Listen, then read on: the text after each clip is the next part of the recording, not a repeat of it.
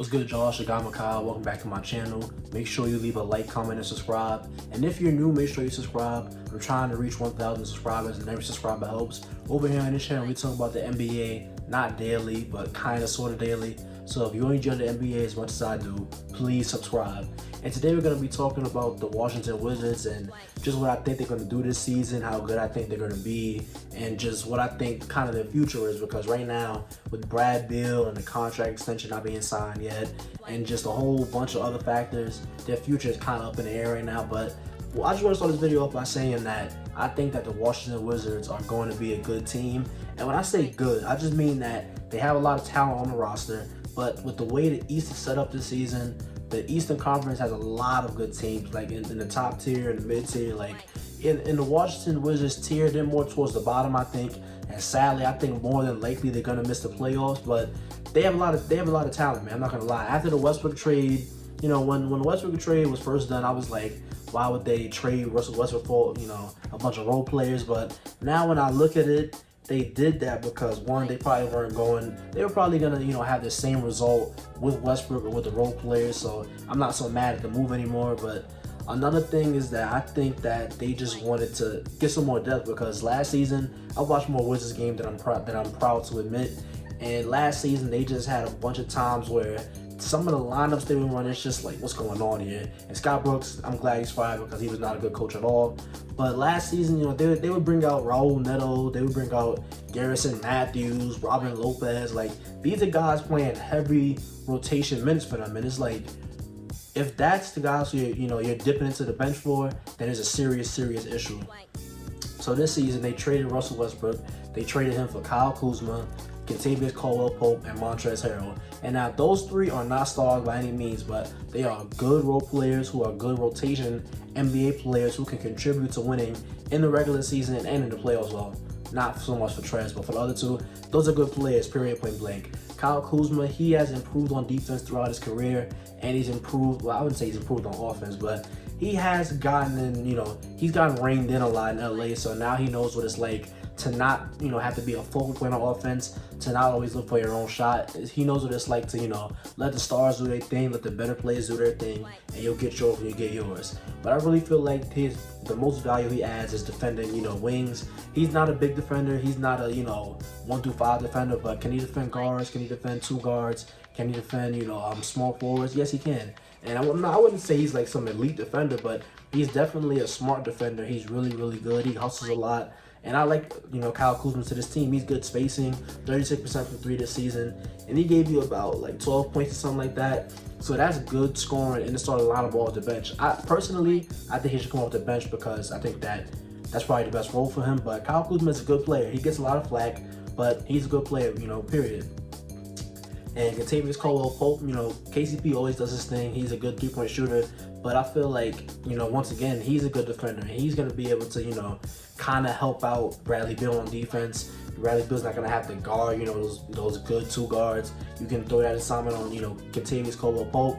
And Kentavious Caldwell-Pope, his role on every team is simple. Just knock down shots, leak out in transition, get your layups, and just knock down open shots and just play defense. That's all he has to do. I like Kentavious Caldwell-Pope a lot. He got a lot of flack also being in LA, and that comes in with playing with, you know, superstars like LeBron. But these are two guys who I think are really good, and they're going to add a lot to the Washington Wizards. And the last guy, Montrez Harold, he's also a good player, but I feel like he's kind of, you know, the bench, you know, automatic bench guy. I can never see him starting on an NBA team at this point in his career, but he's a good bench guy. He's a good bench scorer. He's a, you know, good isolation scorer. You know, dumbing down to him in the post with some easy bench scoring against second units, and I think he's going to be able to contribute to regular season wins a lot. Defensively, he's okay for the regular season, but, you know, in the regular season, he's not going to be able to be on the floor for so long that his defense is really starting to, you know, leak points. At least he should not be, in my opinion. But can he score? You know, can he get his, you know, his post ups, his face ups? Can he hit his little hook shots, his layups, like all that? Yeah, Montrez Harold is good at that. So they got those three, you know, quality, productive players from the Lakers, and I think looking back at that trade now, I would say it's more of a win-win for both sides than it is just a flat-out Lakers fleece. And it goes without saying that Bradley Beal is one of the best scorers in the NBA. 3 level, can get to the rim, mid-range, shoot threes off the dribble. He averaged 30 points last season on great efficiency. So it's just that, the reason that the Wizards weren't able to do a lot is because the defense was horrible, and then when the depth came in, it just got really rough. So now Bradley Beal doesn't have to, go so crazy every night for them to win games, because now he actually has more talent on the floor to help him. And, I think that's a great thing that the GM did, and I think they did a good job this summer. And they also signed Spencer Dinwiddie. He's coming off an ACL injury, but with how those injuries are today, I don't think it's going to be as big of an effect as it used to have on players. But Spencer Dinwiddie is a good passer. He's a good scorer. He's a good, he's going to get into the rim. I wouldn't say he's a good defender. I wouldn't say he's horrible on defense, but he's not really going to impact, he's not really going to impact the game defensively, in my opinion, not from what I've seen. But Spencer Dinwiddie, he's going to be the playmaking that the Washington Wizards were going to miss if they didn't grab him, because a big thing about Russell Westbrook is that he was a great playmaker. He was a great guy, at setting people up with his rim pressure. And I feel like to a lesser degree, Spencer Dinwiddie will also do that for them, but also provide more spacing for Brad, for KCP, for, whoever starts on that team. And yeah, Spencer Dinwiddie is a really good guy. I can see him averaging like 6-7 assists on this team. And I think he's going to be able to, effectively take over the point guard duties for this team. And the Wizards, they got a lot of young talent, not gonna lie. They got Daniel Gafford, they got Denny Avdia, they got Rui Hachimura. And Rui is a guy, he left the team for some mental health stuff, so hopefully he's all right. But I do think that he should probably, get the starting spot over Kuzma or over whoever, because I think this season with a more defined role, I think he had a better last season than he did rookie season. I'll have to check the numbers, but from what I've seen, he did, look to be more improved. It's just that, staying healthy. It seems like just when he was getting going, he got hurt. But if, Rui can get more creation reps, if he can, work on his scoring, just more better, I feel like, Rui Hachimura can be a good guy in this league. But obviously, he's not going to be a focal point because there's so many guys ahead of him. But a guy who I want to see used differently is Denny Avdia 100%, because his strength, I remember during the draft process last year, his strength is, secondary playmaking, setting guys up, for scoring opportunities. Last year, Scott Brooks had him in more of a spot-up role to let Westbrook do all of the playmaking. And I feel like a spot-up role for Denny Avdia is not using him well. He's a really tall guy. I wouldn't say that he's a horrible shooter, but he's not really a big threat out there yet. I feel like he's going to improve there, obviously. But if they can just let him kind of play off of Beal, play off of Spencer Dinwiddie, get him some secondary playmaking opportunities, probably with the second unit, I think that Denny Avdia can show why he went in the lottery last year. And I think he can show that he is a more than capable passer and above average passer.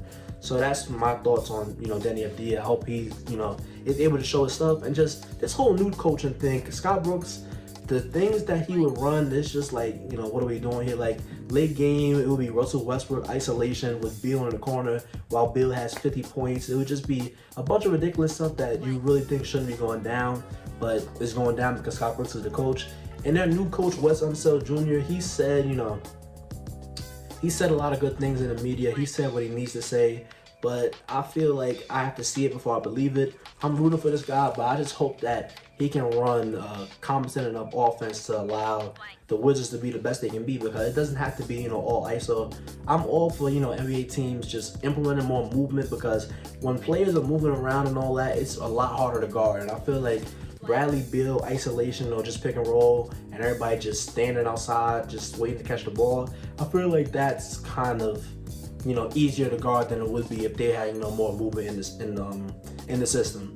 But the Washington Wizards are really deep. They got Davis Bertans, so I forgot to mention. And, last year watching him, it felt like he had a really slow start, but now looking at the numbers, 37% from three, on like 7 threes a game. So he had a good shooting season, but I feel like he definitely had a rocky start, but he kind of, reeled it back in towards the end. And, with the Washington Wizards, with the way the East is set up this year, I feel like a lot of teams are going to be better than their seeding is going to show, because the East is just so deep. Like, the Knicks are there, the Pacers are there, the Bulls, Celtics, the Hawks are there. It's just a bunch of teams that are just really good, and it's going to be hard to see me put the Washington Wizards over any of those teams. But I do think that they're talented. I think they're gonna, give a lot of teams run for their money on a nightly basis. And I feel like they finally got Brad some depth. He's probably gonna sign that Supermax extension. So, it is what it is, man. Bradley Beal, he has help now, but I wouldn't say that they're on the way to a championship or anything like that.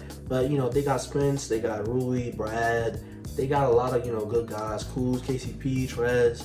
They got a lot of good guys, and Daniel Gafford. Oh, I forgot to mention Daniel Gafford. Daniel Gafford, he's gonna miss Westbrook a lot because Westbrook was setting him up really, really good. But I feel like Spencer should be able to do an adequate job of getting him good, lobs and getting him good, open layups and dunks and stuff. But yeah, man, that's my thoughts on the Wizards. I feel like I don't want to say underrated, but I feel like they have a lot of guys who are just solid. Like they're one bona fide star is Bradley Beal, but everybody else is just solid. I guess you could say Spencer Dinwiddie is more than solid, but everybody else is just really, really solid at what they do. And I feel like when you got a lot of solid guys around just one star, that can always work out. I like teams who have depth and all that.